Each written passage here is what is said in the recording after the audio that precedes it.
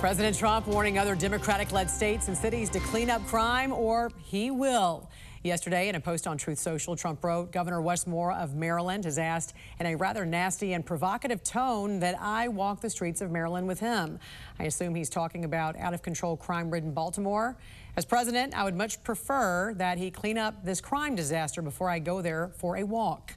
President Trump said he would proudly walk the streets of Baltimore if it was cleaned up like D.C., where federal law enforcement have helped bring crime rates down and where no homicides have been reported since the federal takeover. Joining us now to discuss this and some other major headlines on the Hill is Washington insider Armstrong Williams. Good morning to you, sir. What did you make of this exchange with Governor Moore and the president? Not much. The bottom line is that what Trump has implemented in our nation's capital is working. For the first time it's unprecedented. We have not had a murder. Just think about this. Somebody lived who otherwise would be dead. And so you have to look at the results. And those criminals are going somewhere, Jen. They're not staying in Washington. They're going to Maryland and they're going to Virginia. And the governor can say whatever he wants to say. You could quote stats about homicide being down, but people don't really care about stats, Jen. They care about what they see, what they feel, and the reality of the situation that they live in. And you personally have lived in D.C. for decades. You've seen the transition of crime. You've seen the homelessness in the city. Describe what it's been like as a resident through the years and now. Have you seen federal troops?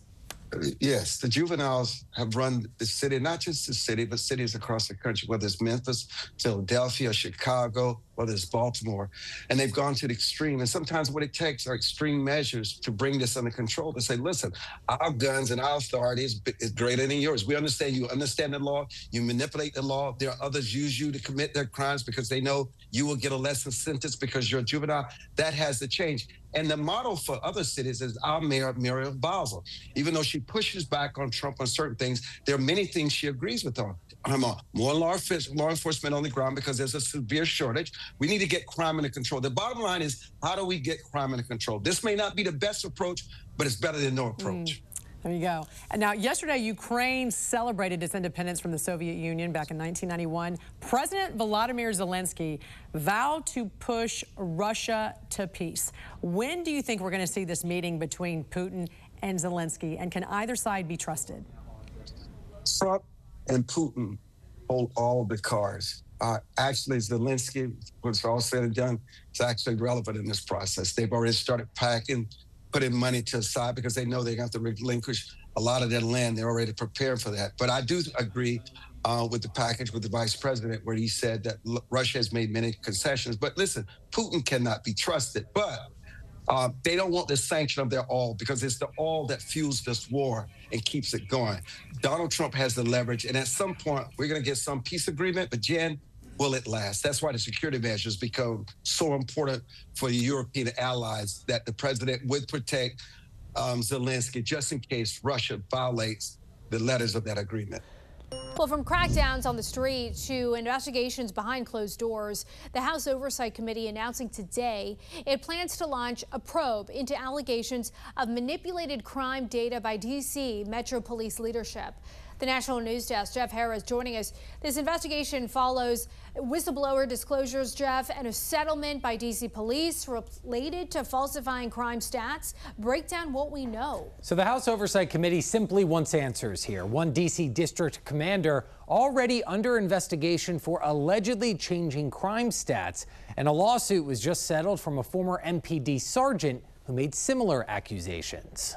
In a letter to Metro Police Chief Pamela Smith, House Oversight Chairman James Comer writing, a whistleblower with direct knowledge of police operations provided the committee with information related to allegations that crime stats were manipulated on a widespread basis and at the direction of supervisory officials within MPD. As a result, an investigation is now underway into all 7 of D.C.'s patrol districts. The committee formally requesting all commanders appear for transcribed interviews. Were they being told to manipulate data?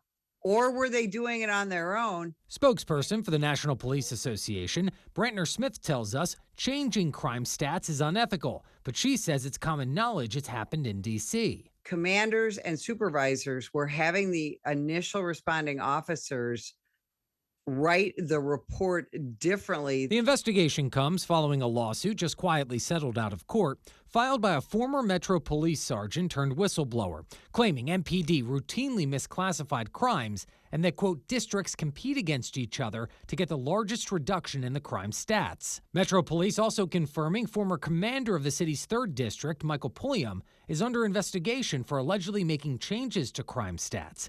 DC's police union chair speaking with Sinclair's WJLA earlier this month. It sounds like that's part and parcel of the directives of the command staff, and that other commanders are engaged in that same behavior as well. Now, in addition to the Oversight Committee, the DOJ has also launched an investigation into alleged falsification of crime stats. Pulliam is the first being asked to appear for an interview on September 23rd. Reporting for the National News Desk, I'm Jeff. Now on 7 News, we are staying on top of several new developments involving the federal takeover in D.C. So glad you can stay with us here on this Tuesday morning. I'm Adam Longo. And I'm Melanie Hastings, in for Adriana Hopkins. And we are entering week 3 of the takeover, and President Trump's orders are expanding. It's also causing some protesters to push back. Yeah, we've brought you team coverage all morning long. Reporter John Gonzalez is live in D.C. digging into a new investigation involving D.C. police. But we're going to begin with John Rogers at our alert desk. John, some new video of an arrest made just outside the White House last night. Yeah, Adam, take a look at it. Got it right here. You just saw hours after President Trump signed an executive order banning flag burning. A man was arrested for burning a flag outside of the White House. Do this for every single one of you American citizens. We burn this flag in protest to that president. Jim Carrey identifies himself as a 20-year combat veteran, and he says he did this to protest President Trump. The Secret Service doused the burning flag with a fire extinguisher and then put him in handcuffs. Trump signed an executive order yesterday requiring the Justice Department to prosecute flag burning and ordering a year in jail. Park Police, which has jurisdiction over the area, says it is illegal to light a fire on land controlled by the National Park Service, except in designated areas. In 1989, the Supreme Court ruled that flag burning is a protected form of free speech under the First Amendment. Trump wants Attorney General Pam Bondi to challenge that ruling.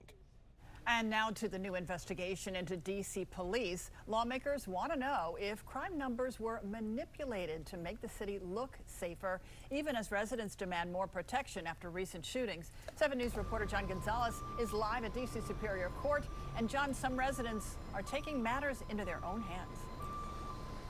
Absolutely, Melanie. Lawmakers want to know. D.C. residents want to know as well. So over in the Fair Lawn neighborhood in Southeast D.C., families got together yesterday for a crime walk. They say they are fed up with all the gunfire and the drug dealing that goes on there, especially right next to a school. Well, all of this comes as a whistleblower is now accusing D.C. police of downplaying violent crime in the city. Take a look. Here's some of that video of that crime walk. Residents holding their own type of demonstration, marching down Minnesota Avenue, where just days ago, gunfire erupted in broad daylight there. Take a look. Doorbell video captured the dramatic incident. No one was hurt, but MPD officers recovered 11 shell casings. Now over on Capitol Hill, the Washington Post first reported the House Oversight Committee is now demanding documents and testimony from police commanders. A whistleblower says violent crimes were reclassified or downgraded